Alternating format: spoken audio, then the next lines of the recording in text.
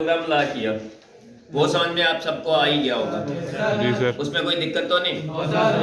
ठीक है, अब हम एक चीज आपको पैरेललोग्राम लॉ में आपका क्या था, अगर सपोज दो फोर्सेस के बीच का एंगल जो है वो 90 डिग्री हो, ये P है और ये Q है, ठीक है? Yes sir. ये P है और ये Q है, ये दो फोर्सेस है और इनके बीच का एंगल कितना है?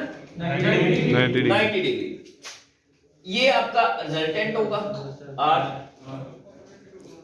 कल आपको बता ही दिया था कि हमें फाइंड रिजल्टेंट करना। अगर सपोज आपके पास रिजल्टेंट दिया हुआ है, R जो है दिया हुआ है, तो P और Q कितने होंगे? P कितना होगा और Q कितना होगा? तो ये आप सिंपल सा देख सकते हो, 90 डिग्री का एंगल, ठीक। अगर मैं इसको कंप्लीट करूं यहां पे, तो ट्रायंगल देखें, ये क्यू होगा और ये भी पी होगा। जी sir.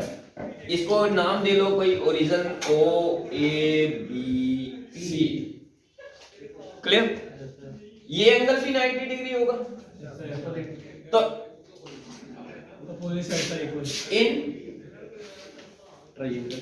Triangle O B C, ये वाली, ठीक।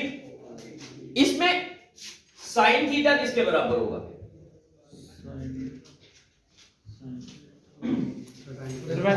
परपेंडिकुलर अपॉन हाइपोटेन्यूज, मतलब Q अपॉन R, यही होगा। तो इसको हम सिंपल कह सकते हैं Q is equal to R sine theta. Q निकल गया।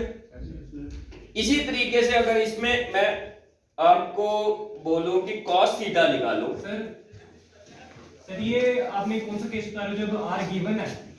जब R गिवन है, ठीक है। अब cos थीटा इसमें क्या होगा? Base upon hypotenuse means P upon R, तो this means P is equal to R cos theta, clear?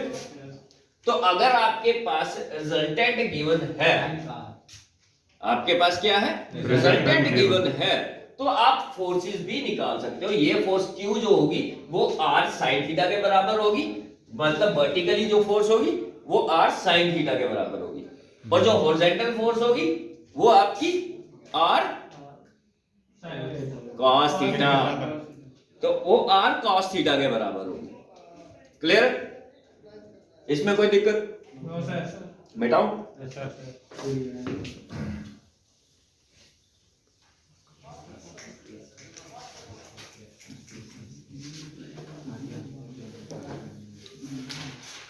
अब आते हैं पॉलीगन लॉ। पॉलीगन लॉ आपका क्या है कि जब आपकी फोर्सें दो नहीं है, उससे ज्यादा है, फोर्सेस उससे ज्यादा है, तो उनका रिजल्टेंट क्या होगा?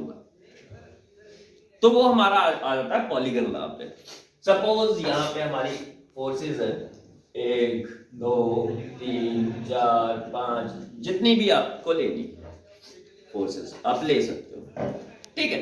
अब इन फोर्सेस का कोई ना कोई एक एंगल तो दिया होगा, कोई ना कोई एक एंगल तो हमें दिया होगा। अब यहां पे एक तो आप एक्सिस ड्रा कर लो, एक्स एक्सिस और वाई एक्सिस, क्लियर? सपोज इसका यहाँ पे 45 डिग्री एंगल है, इसका 30 डिग्री एंगल है, इसका यहाँ से 30 डिग्री एंगल है, इसका 60 डिग्री ले लें, 60 डिग्री एंगल सपोज। तो ये एंगल आपको दिए होंगे। उसके अलावा आपको फोर्स का, जो भी आपने फोर्स लगाई वो कितनी फोर्स है वो भी तो दिया होगा, से 20 न्यूटन, 30 न्यूटन, 15 न्यूटन, 10 न्यूटन, ये होगा। एक चीज का हमेशा ध्यान रखना, एंगल जो है वो एक्स एक्सिस के साथ ही बनना चाहिए।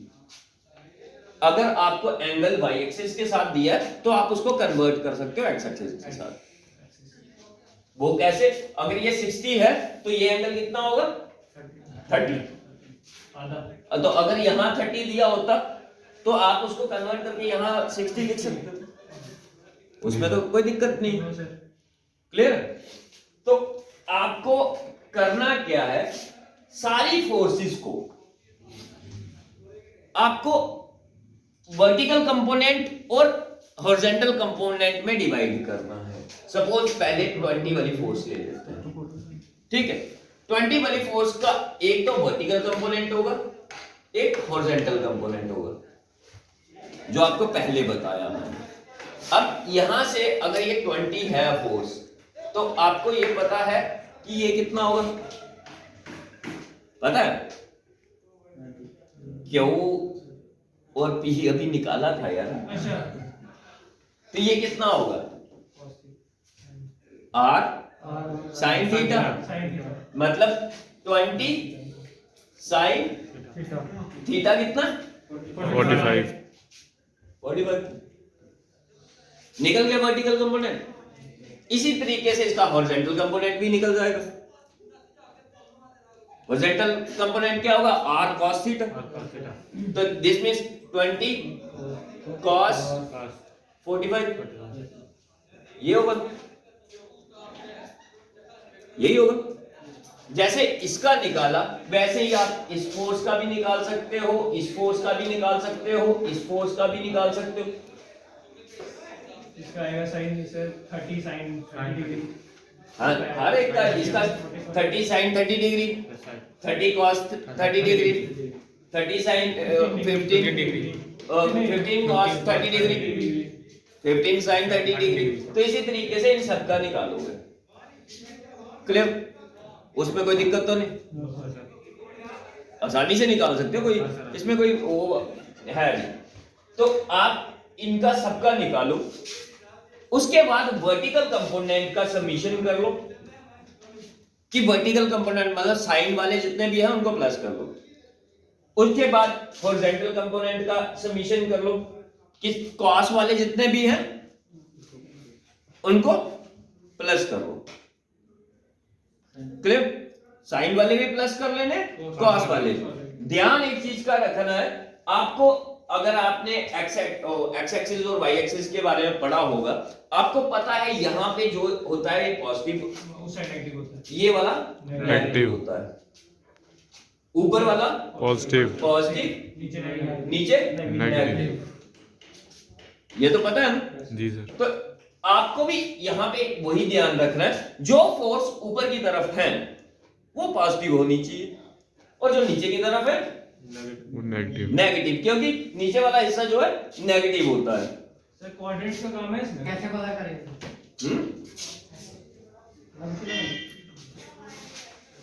सर क्वाड्रेंट्स का काम है इसमें। क्वाड्रेंट का इतना काम नहीं है, क्वाड्रेंट का काम हमारा वो आपने मैथ में पढ़ा होगा, अगर आपको ट्रिग्नोमेट्री में आपने पढ़ा होगा। उसमें क्या है, हम जब भी कोई एंगल निकालते हैं, अब यहाँ पे मैंने आपको बता दिया साइन 45 डिग्री, ठीक है। अगर आपको ये सारी प्लस में लेनी है, मतलब नेगेटिव आप नहीं करना चाहते, तो आपको क्या करना है, 0 से स्टार्ट कर लेना है।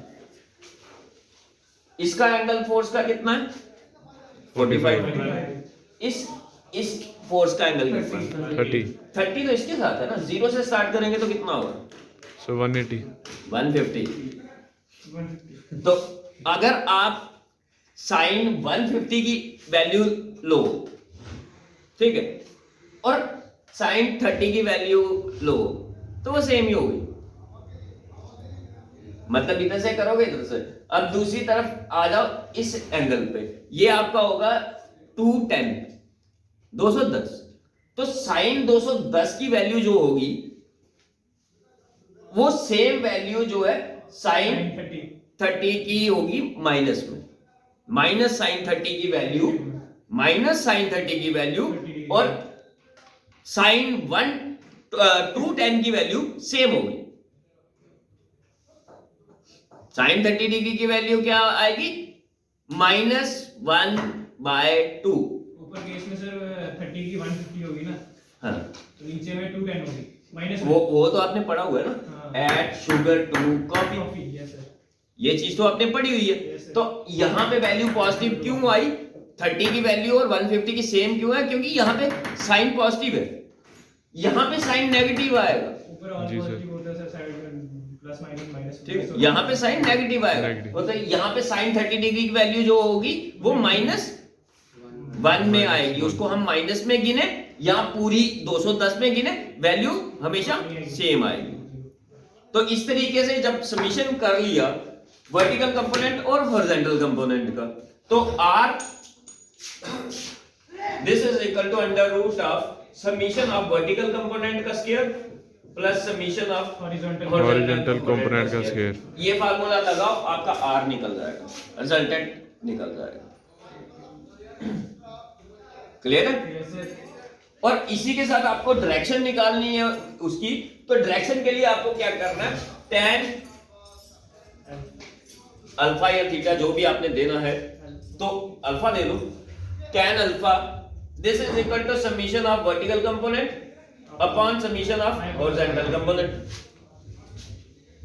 तो यहां से आपका tan अल्फा निकल जाएगा, this means alpha is equal to tan inverse summation of vertical component upon summation of horizontal component. तो इस तरीके से आपको निकालना। क्लियर है? जी सर। कुछ पूछना है पूछ सकते हो, पूछना है? समझ में आ गया सबको? कोई ऐसा है जो जिसको अभी भी पता नहीं चला कि ये कैसे निकालने हैं रिजल्टेंट? सर रिजल्टेंट को उधर वो वैल्यू डालनी है तो उधर से बस ठीक है। ठीक, चलो ठीक है बेटा।